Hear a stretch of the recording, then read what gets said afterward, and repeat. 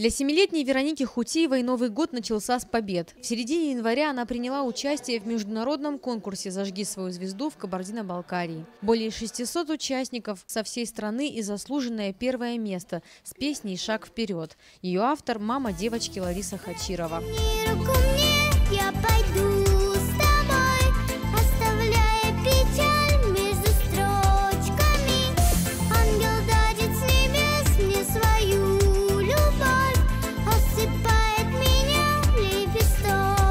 Она не по годам серьезно и ответственно относится к жизни, хорошо учится, поет и любит рисовать. Самый строгий критик и друг – мама. Вместе репетируют и разучивают песни. Вся родня радуется успехам девочки, но особенно гордится победами папа.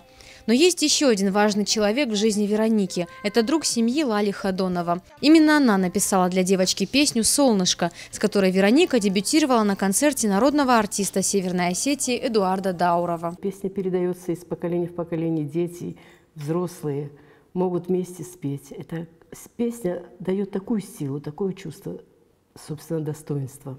Такая семья бывает крепка. Переоценить трудно значение песни или что-то, да. Но когда в доме, особенно в семьях, есть дети, ими надо заниматься, потому что каждый ребенок уникален по-своему, каждый ребенок талантлив в какой-то своей области. Кто-то рисует, кто-то поет, кто-то танцует. Когда человек создает семью, там все должно уйти на другой план, второй план.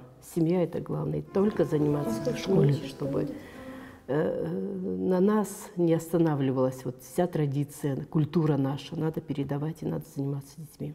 Позади участие в многочисленных фестивалях, благотворительных концертах. За неполный год Вероника стала обладателем всевозможных дипломов, грамот, кубков, благодарностей. Я приняла участие в проекте «Первый свет». Там были визажисты, стилисты. Много участников, гала-концерт. Моя мечта – попасть в «Голос». Сейчас Вероника готовится к участию во втором сезоне проекта «Первый свет», который пройдет в феврале в Нальчике. Мама уже написала новую песню на английском языке, а сделать оригинальную аранжировку помогает Илья Братчик. Для 7-летней певицы это еще один шаг вперед за своей мечтой. Залина Губурова, Алан Гасанов, Осетия ТВ.